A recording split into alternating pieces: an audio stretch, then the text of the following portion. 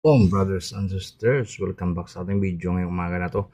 So our video today is all about a reaction video sa mga bagong labas ng mga kanta ng mga biggest artists in the USA ngayon na parang nagrepent sila, nagbago sila no dahil sa California wildfire. So pakinggan natin yung kanta nito ni Rihanna at ni Ed Sheeran no.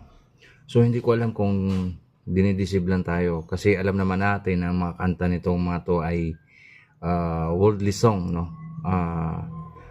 At saka may mga able lyrics pa silang ginagawa dati.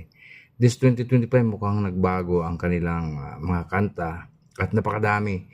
2 weeks ago, 3 days ago, 8 days ago, 1 day ago yung mga nagawa nilang kanta. Ang gaganda ng mga lyrics. Sana ituloy-tuloy ito no, hindi yung pang-deceive lang sa atin yung kanilang mga ginagawang kanta. So, pakinggan natin. Yung mga kamigo-migo yung kanta ni Rihanna at ni Ed Sheeran no. So, di ba nagbago na yung lyrics ng mga kanta nila yan no.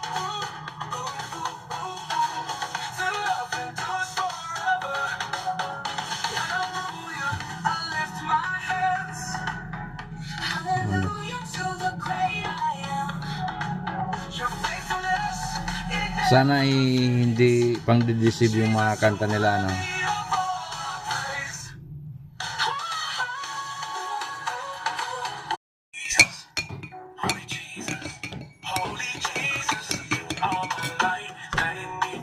So ayan oh, si R. Kelly oh.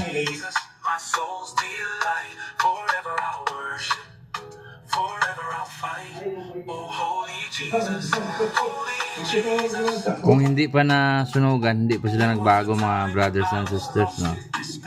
Yung mga brothers and sisters, nakita nyo naman yung mga bagong gawa nilang mga music video ngayon, o mga music nila ay tungkol na kay Jesus Christ at tungkol na sa God, no? So, they are changed.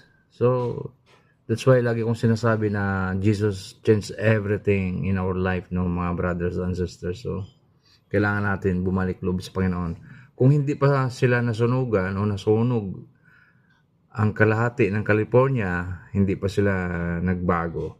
So, umiba yung mga kanta nila ngayon, mga brothers and sisters, sila Rihanna, Beyonce, Ed Sheeran, Snoop Dogg, Yosers, R. Kelly, no? Iba na yung mga kanta nila, no?